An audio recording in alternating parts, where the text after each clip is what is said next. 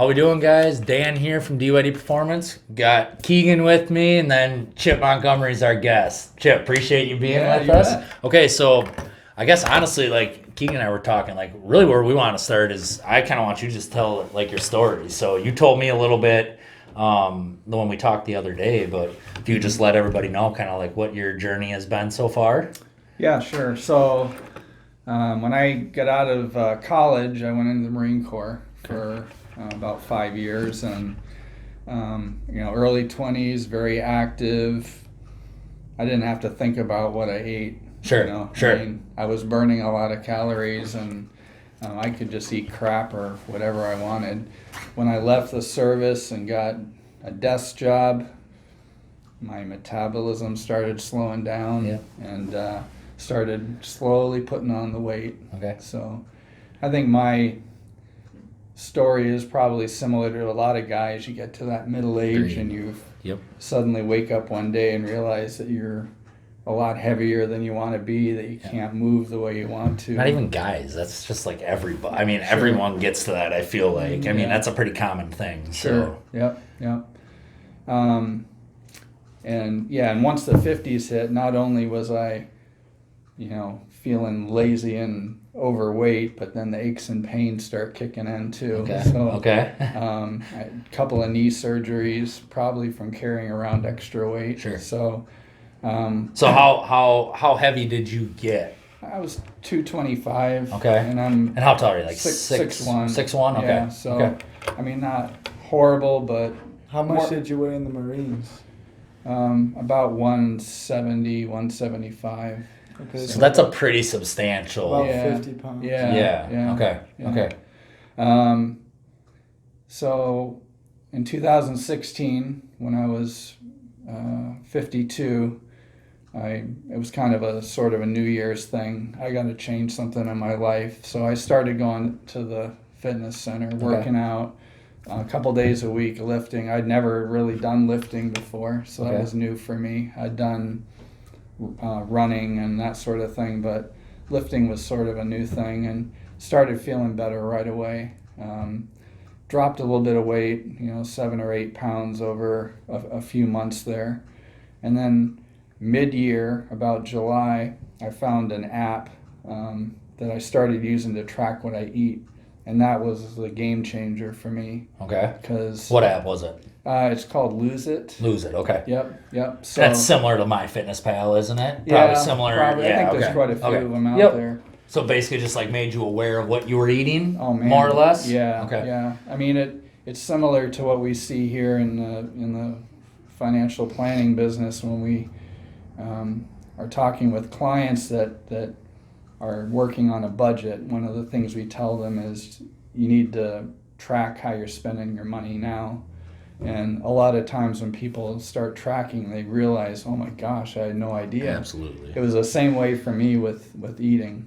So you were over-consuming? Yeah, Okay. I had no idea. I mean, it was recreational, you know. If I'm going to watch TV, grab a bag of chips and sit down and start eating. Yeah. And so just becoming conscious of that was huge for me. Okay. Between July and December of that year, I lost 30 pounds just by sticking to sort of a weight or a calorie budget, which and it didn't involve me drastically changing what I ate, just how much I ate and the casual, useless eating that I had been doing. Okay. So would you attribute more of your weight loss to the diet or the? Well, I think it was probably a combination of diet and exercise, but the weight loss accelerated a lot once I tracked what I was eating. Okay. That's good. So I think that's a huge point right there, is because I get a lot of people like, do I have to come to the gym or do I have to eat correctly? And it's like, well, no, obviously you don't have to. But just like you said, like in the financial, right? There's like in the fitness, I feel like with the exercise and nutrition, when you put those two together, obviously you're going to see an effect that that's greater than with just one of them by themselves. So for sure. Yep. Okay. So yeah, I mean that was and one of the things I noticed with the exercise, particularly on days that I was lifting, that really helped control my appetite too, which is that was really helpful in So how so go calories. explain that a little bit more. So did you feel like when you lifted, like what happened with your appetite? It actually decreased. Okay. The desire to sit there and eat decreased. I think if I'm sitting at home, I don't know if it's habit or if it's actually that you're more hungry, but you just tend to eat more. Bored eating. Yeah. Yeah. I feel like if you're exercising and working out, like you said, it makes you more conscious of what you're gonna eat, because after you get the workout in, and you're not just gonna go get that bag of chips, you're gonna think, well, I did just work out today. Exactly. So even just working out can help make you more conscious. Just from a mental standpoint, it probably. Yeah, I think so. Yeah. Well, and I think anybody that so I've done the whole try to eat a lot of calories because I was bulking and I was bodybuilding, whatever. I would say anybody that's tried doing that would probably agree with that. To your point, like when you actually are trying to over, which I would not recommend this, by the way, but when you are actually trying to over consume a lot of calories to try to put on size, put on muscle, it is hard. It's really hard, especially when you're training, because I always felt like after I trained really heavy, the last thing I wanted to do was go eat a big meal. Right. I don't know.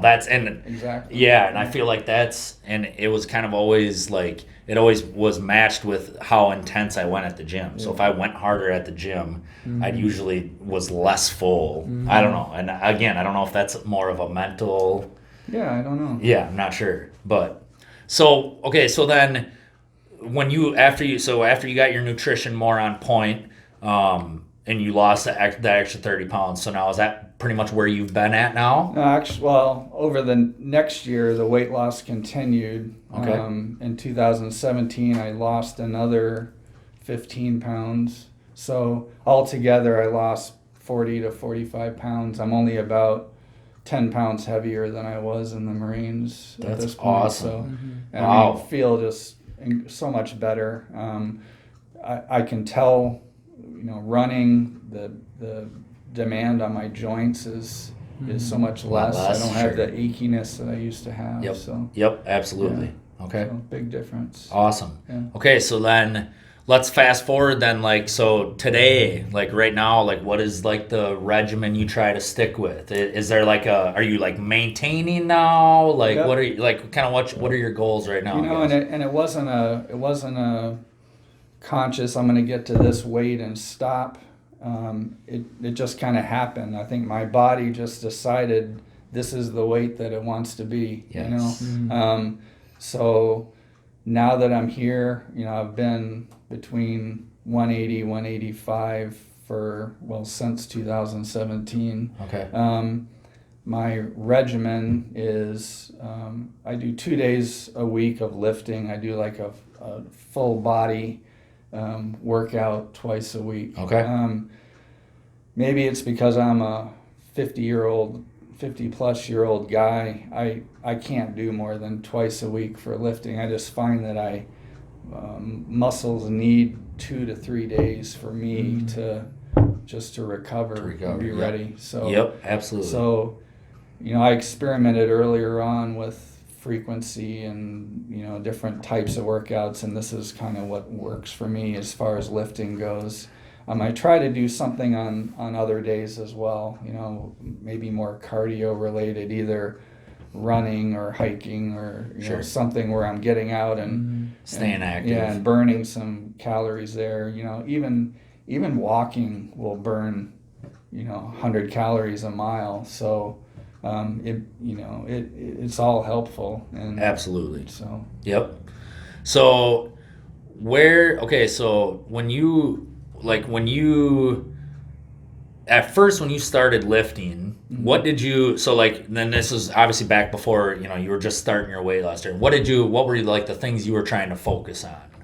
So for like those people that want to get started, like what did you do? Like what was like the things that you started doing? You obviously felt comfortable enough going into the gym to do them, right? So like what were the things you were doing? Try to remember, I guess. I mean, in terms of actual Sure, exercise? yeah. Like were you was it all total body basically then too probably? Yeah. A lot of compound type exercises. Perfect. Okay. I structure my workout to be everything is a superset, which means that I'm alternating 2 different exercises and doing them back to back with almost no rest. So my lifting almost becomes a cardio workout because my heart rate is just staying up. Elevated, because, okay. I finish one exercise and I'm immediately doing the next one, and then I do 3 sets of each. So, Okay. and then I go on to the next superset of, Yep. of exercises. Yep. So, like I said, compound type,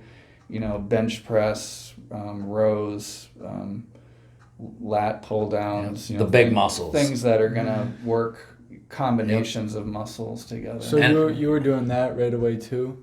Yeah. Did you start? I you started with that yeah. right when I started with the whole superset idea. And I think that's good, because another point, you mentioned when you and I were talking earlier, but like the time, that's something that a lot of people, I don't have time to get to the gym. I mean, you have to have a busy schedule, and you're still making it 2 days a week. Sure. Like I think that's huge because, like a lot of people. I feel like a lot of people look at it like, oh, if I can't get into the gym 4 or 5 days a week, like it's pointless, Yeah. and that's not true. Right. Like, if people just realize, like, start at the littlest that you think you need to. Just do something. I think the biggest thing is not try to go from not working out at all to just jumping into like you got to start Yes. gradual. If you're gonna Stair-step. completely change your lifestyle, Yeah. you can't just change everything you do in a day immediately and expect that to stick. Yeah, I agree. Because I'm sure your lifestyle has changed into what it is gradually. It wasn't like you just woke up one day and everything was just how it is now. It was probably a process. That's so true. I mean, I can look back and in the past where I tried to make drastic changes all at once, it never sticks. Never does. Exactly. Yeah. It's when you can incorporate one thing and make that a habit or make that a routine and make that part of everything where Absolutely. and then just build on that, slowly. And for those of you that are listening, this is not just for fitness and wellness. Like, you could apply that rule to literally everything in life. Exactly. I mean, again, you want to go back to like the financial, like Yeah. you literally anything you want, but like a gradual change. Because the reason I think it is, like, humans we have this stress response where if we go too much all in one way or the other, like your body's like, whoa. Like you can't just go from 0 to 100, Right. and then it just stops. That's when it becomes way easier to not go to the gym, and it becomes way easier to sit on the couch and watch TV. It's like a bad. And I think to your point, like if anybody to gradually start out, just gradually start doing something. Whether it's going for a walk or it's crazy the things that people do to get started and then where they end up. Because the momentum you get is what really makes it. Because the hardest thing I feel like, even when I'm in a slump and I'm working out, is just starting out. Getting back at it. Once you get like that first couple of days and you got the momentum, then it just builds on it yourself. Yes. And you don't want to go back to how you were before. So just starting and getting a momentum going is, I think, huge. Absolutely. And this might just be me, but one thing I've noticed is that I need to schedule my workouts ahead of time. So I know by Sunday, I know what days of the week I'm going to be in the gym lifting. It's not something that I leave to, I'll see how I feel when I get home from work and maybe I'll go. If I can make it, 'Cause yeah. I'll tell you what, when I get home, I'm not going to feel like going, and I'm going to talk myself out of it. If you give yourself the option, more often than not, you're going to choose not to go. So it's literally a scheduled thing for me, and I'll turn down other commitments. Nope, sorry, I have something Tuesday evening at 5:30, and Good for you. Yeah, That's awesome.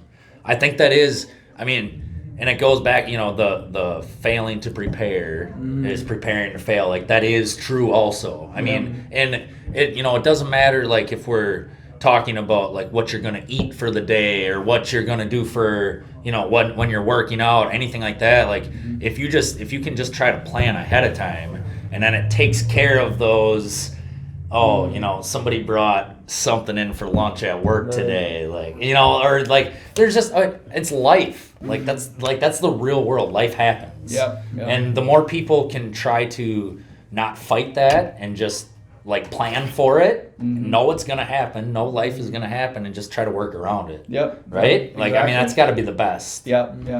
Yeah, you have to be a little bit flexible. I mean, you got to live, holiday time.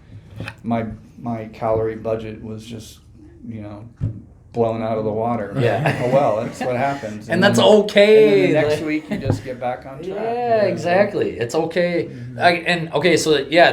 That is actually a good thing to. So, since you started back in 2016, have you gone through periods where you're just like a week or 2 weeks where you're like, I'm not going to the gym?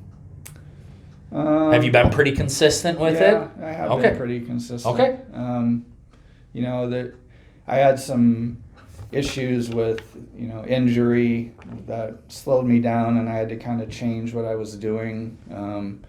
Sometimes I would skip a workout for the purpose of resting or trying to recover a little bit. Sure.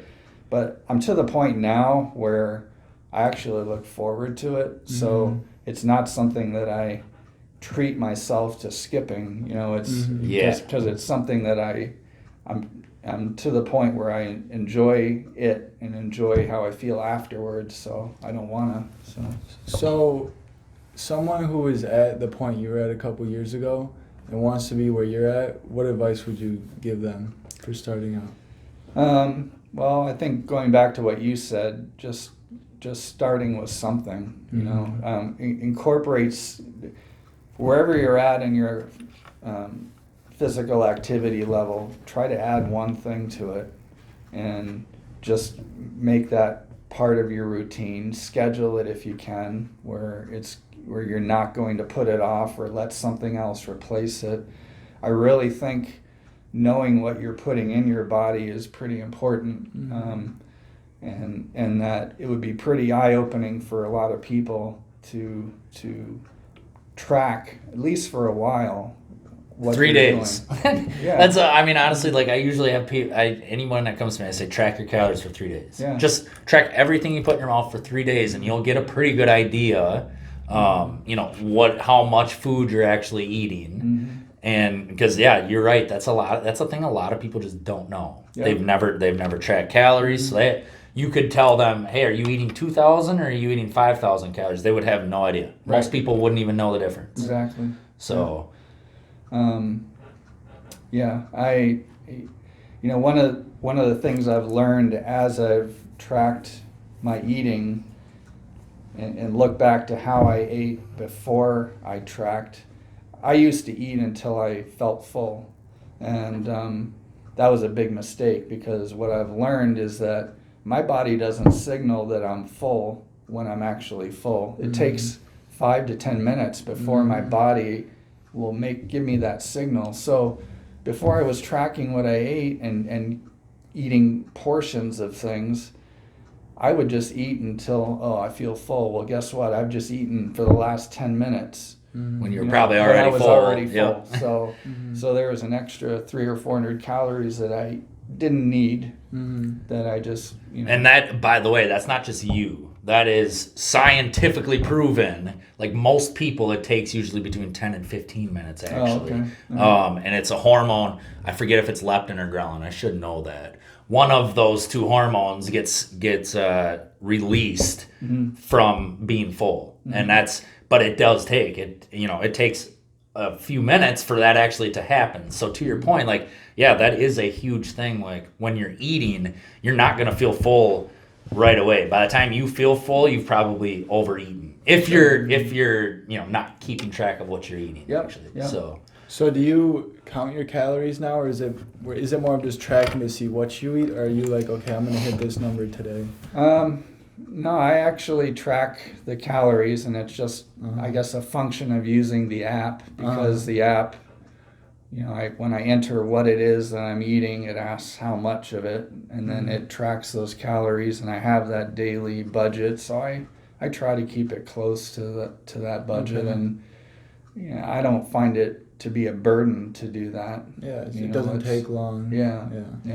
And you made the point earlier, like you feel like now your appetite's kind of reset back. That they've actually been able to prove that as well. So like most of the research like says like 6 to 9 months usually, if you can keep somebody's like weight and metabolism pretty stationary for that 6 to 9 months, they will actually reset. Their metabolism will reset, and that will be their new set point.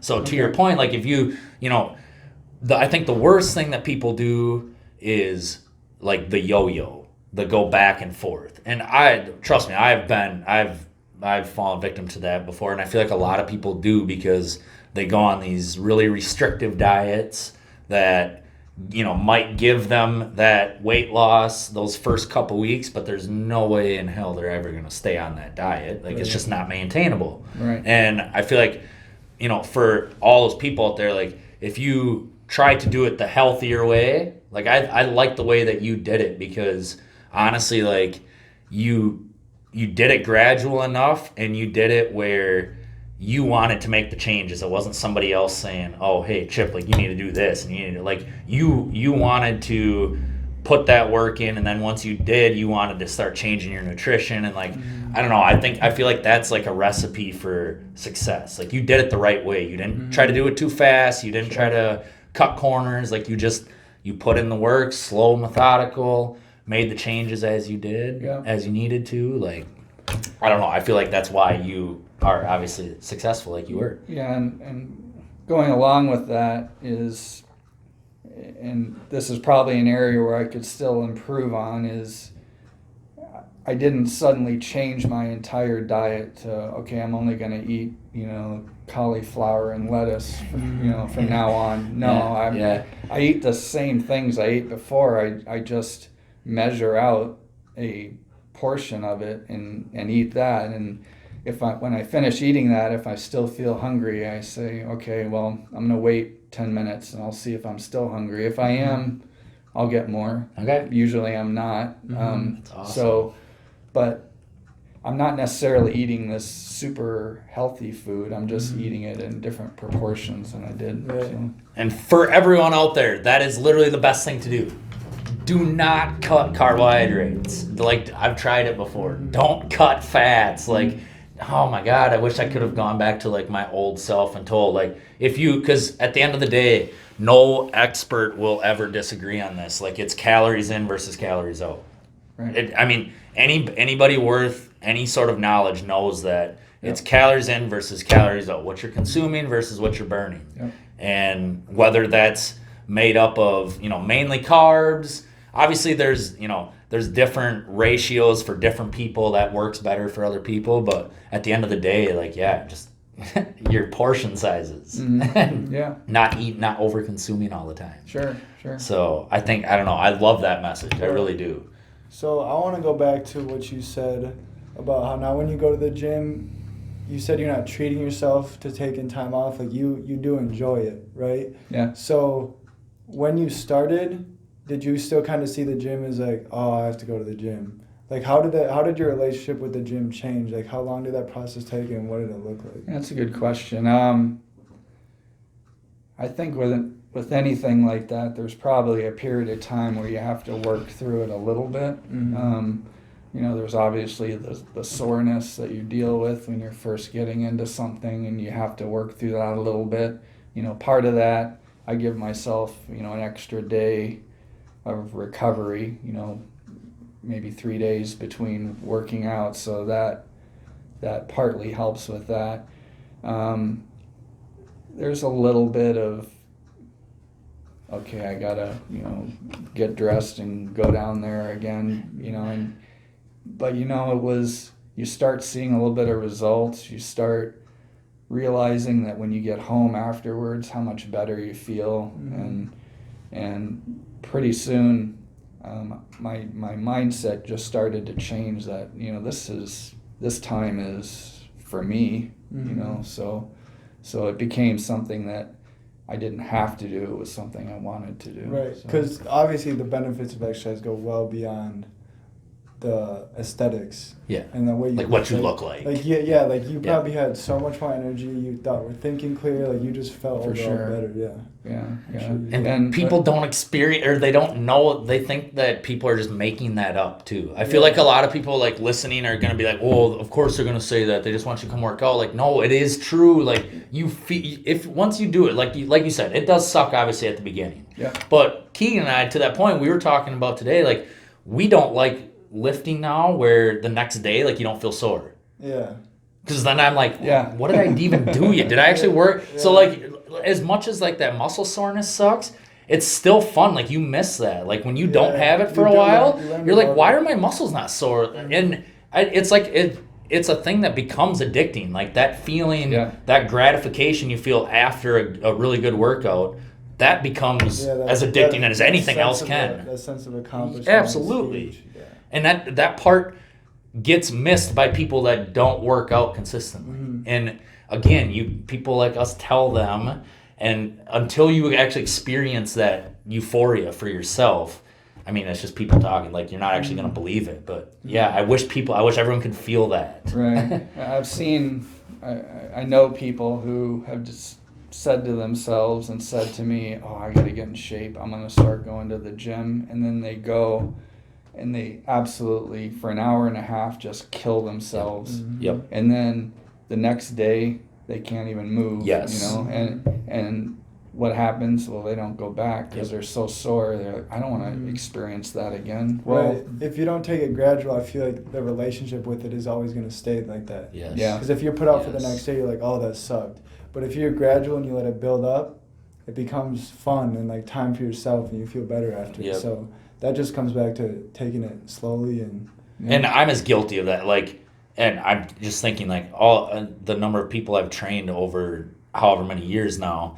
I used to do that where somebody would come to me and want help, and the first thing I would do is kill them the very first workout, and it's like that's so like you're just setting them up for failure. And I didn't realize that. I was like young, like I want to show them how hard I can make them work, and it's like no, that's not. Like, that's not the point. Like, the point is to get you to enjoy going to the gym first and then show, it's got to be, again, it's got to be gradual. It has to be, it's a process. It's not like an all or nothing thing. Right. So, where do you stand as far as, like, supplements, anything like that? Do you take, like, a whey protein? Do you do anything along those lines? I don't do a whole lot. I know that even though I watch how much I eat, I don't necessarily eat a real well-balanced diet. So I always take a multivitamin to try to help a little bit with that. I take an omega-3. So those are the only, as far as that goes. Okay. Other than that, I'll use a protein powder on days that I actually go to the gym afterwards, sort of as a recovery kind of a thing. Gotcha. That's pretty much it. Okay. Through this Lose It app that tracks some of those macros like protein and other things. Yep. I've watched how much protein I typically will take in through my normal diet, and it's really hard to get a decent amount of protein unless you're really intentional about eating, making it a point. Chicken and some of those red meats and things. Otherwise, my protein intake is not very high, so this supplement, I think, really the whey protein really helps that way. And I think that's really the only time you need to take a protein.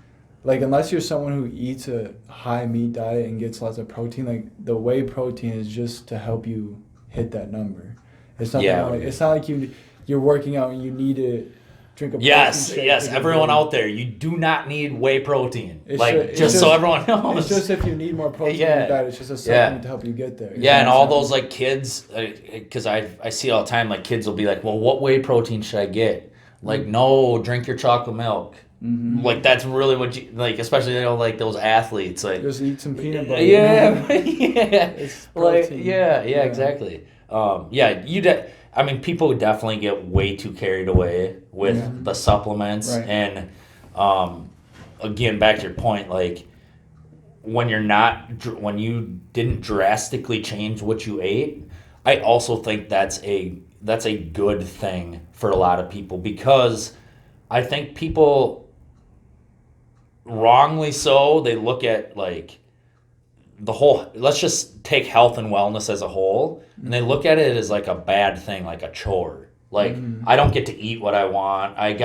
And that's not true. I wish, like, I hate the people that are out there on social media, like spewing those lies. Like, you have to be this regimented, like strict. Like, Just no, eat that's chicken not and true. rice. Yeah, Yeah. like that couldn't be further from the truth. Like, again, like if anyone out there listening, just do something to start small. Like, go for a walk. Like you said, track your calories. Yeah. Something that simple, just to make you aware. Yeah. You'd be surprised what your mind does with that information, Absolutely. and what your body wants to do from there. So And it really opens doors, as you start to feel better, as your fitness level improves, there's more things that you can do that become enjoyable because you're equipped to do them. absolutely. What about, like, okay, so have you found anything, you mentioned like longer rest, obviously, for recovery. Have you found anything that works for you, like to make you better recover? Well, the low intensity cross training, a lot of hiking at Whitewater, walking. I found that doing something like that after being in the gym the day before is actually more helpful than sitting at home and Like a thinking active- about how sore I am. active- Yes. So just going out and gradually moving, not necessarily a hard, fast tempo run or something like It's that. the oxidative. It's getting oxygen through your muscles. That's like, for anyone out there, like if you're looking to get rid of soreness, like just do some like slower, steady state cardio. Obviously, you're not going to get rid of the soreness. Like that soreness is going to be, but it will make it a little better. Like you will clear some of that soreness away a little bit. But as far as like, what about like sleep? Did you feel like you sleep better now than you used to, or do you find it harder to get enough sleep when you're working out consistently, or what? Like, how do you feel there? I don't know if I can attribute anything to my exercise or fitness level.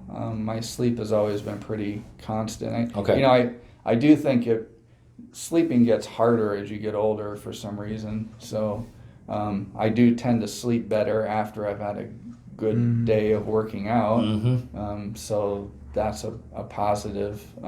But I've just kind of always, I know 6.5 hours is what I need a night. And if I sleep less than that, I don't feel good. If I sleep more than that, I don't feel good. Okay. But in terms of the quality of sleep, it's usually better when I've exerted myself that day. Would you agree? Yeah. I mean, I feel like most people that work out Do you- somewhat regularly. Do you have any theories on why exactly you think that is? What's that? Why you sleep better? Yeah. And why, if you're not working out, as you get older, you don't sleep better? Yeah. I mean, I'm not a sleep expert. I wish we could. Maybe that's what we gotta get on next podcast. No, here's the thing. Like, I know sleep is so huge to recovery. I would even say, like, it's funny that it's one of the last things we're talking about, but I would argue like sleep is actually more important than nutrition, for the simple fact of, and I'm sure everyone has experienced this, but like, try to deprive yourself of sleep for a couple days and then see what you feel like eating. I mean, seriously, do it, and you'll see you'll just want to eat junk.